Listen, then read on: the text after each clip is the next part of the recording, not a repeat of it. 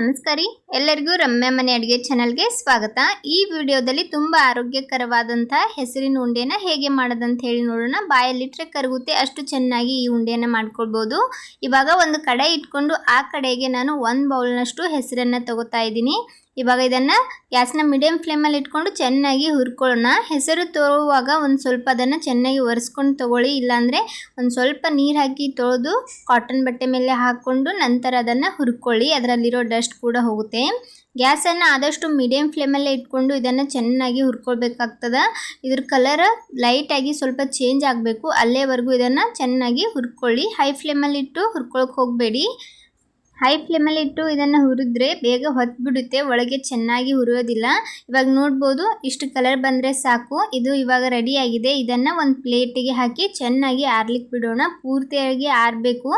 ಅಲ್ಲಿಯವರೆಗೂ ಒಂದು mixer jar ತೊಗೊಂಡು ಅದಕ್ಕೇ 1 ಬೌಲ್ನಷ್ಟು ಸಕ್ಕರೆ ಹಾಕ್ತಾ ಇದ್ದೀನಿ। 1 ಬೌಲ್ನಷ್ಟು ನಾನು ಹೆಸರನ್ನು ತೊಗೊಂಡಿದ್ದೆ, ಅದಕ್ಕೆ 1 ಬೌಲ್ನಷ್ಟು ಸಕ್ಕರೆ, 1-2 ಏಲಕ್ಕಿನ ಹಾಕ್ಕೊಂಡು ಇದನ್ನು ಗ್ರೈಂಡ್ ಮಾಡ್ಕೊಂಡು ತೊಗೊಳ್ಳೋಣ। ನೋಡ್ಬೋದು ಇದು ರೆಡಿ ಇದೆ। ಇದನ್ನು ಸೈಡಲ್ಲಿ ಇಟ್ಕೊಳ್ಳೋಣ। ಮೊದಲಿಗೆ ನಾವು ಹುರಿದು ಆರ್ಲಿಕ್ಕೆ ಹಾಕಿದ್ವಿ ಹೆಸರು, ಅದು ಪೂರ್ತಿ ತಣ್ಣಗಾಗಿದೆ। ಇವಾಗ ಒಂದು ಮಿಕ್ಸರ್ ಜಾರ್ಗೆ ಅದನ್ನು ಹಾಕ್ಕೊಂಡು ಇದನ್ನು ಸಹ ಗ್ರೈಂಡ್ ಮಾಡ್ಕೊಂಡು ಬರೋಣ।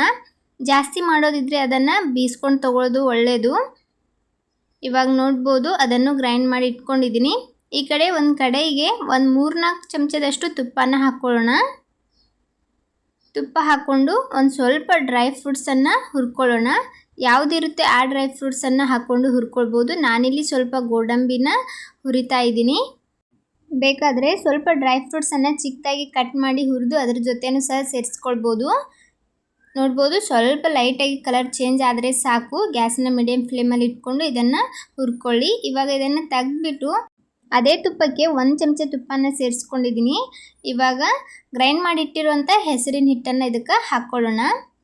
ಇದನ್ನು ಹಾಕ್ಕೊಂಡು ಚೆನ್ನಾಗಿ ಘಮ ಬರೋವರೆಗೂ ಮತ್ತೆ ಇದನ್ನು ಹುರ್ಕೊಳ್ಬೇಕಾಗ್ತದೆ।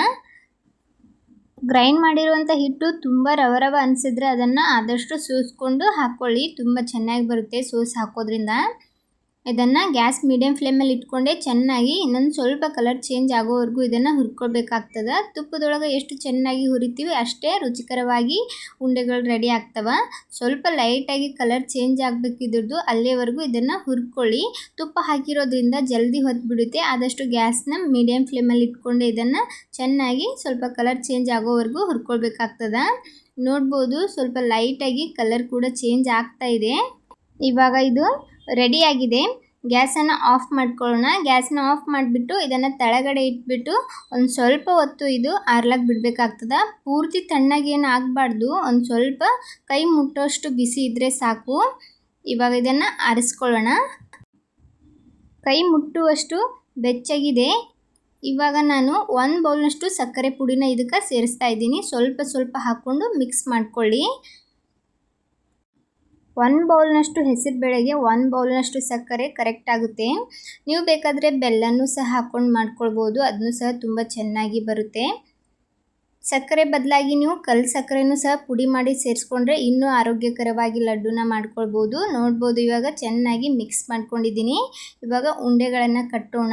ಯಾವ ಸೈಜಲ್ಲಿ ಉಂಡೆಗಳು ಬೇಕು ಅಷ್ಟಿಷ್ಟು ಕೈ ಒಳಗೆ ತೊಗೊಂಡ್ಬಿಟ್ಟು ನೀವು ಸ್ವಲ್ಪ ಪ್ರೆಸ್ ಹಾಕಿ ಈ ಉಂಡೆನ ಮಾಡ್ಕೊಳ್ಳಿ। ನಿಮಗೇನಾದರೂ ಇದು ತುಂಬ ಉದುರು ಅನಿಸಿದ್ರೆ ಇನ್ನೊಂದು ಸ್ವಲ್ಪ ತುಪ್ಪನ ಕಾಯಿಸ್ಕೊಂಡು ಇದಕ್ಕೆ ಸೇರಿಸ್ಕೊಂಡು ಉಂಡೆಗಳನ್ನು ಮಾಡ್ಕೊಳ್ಬೋದು।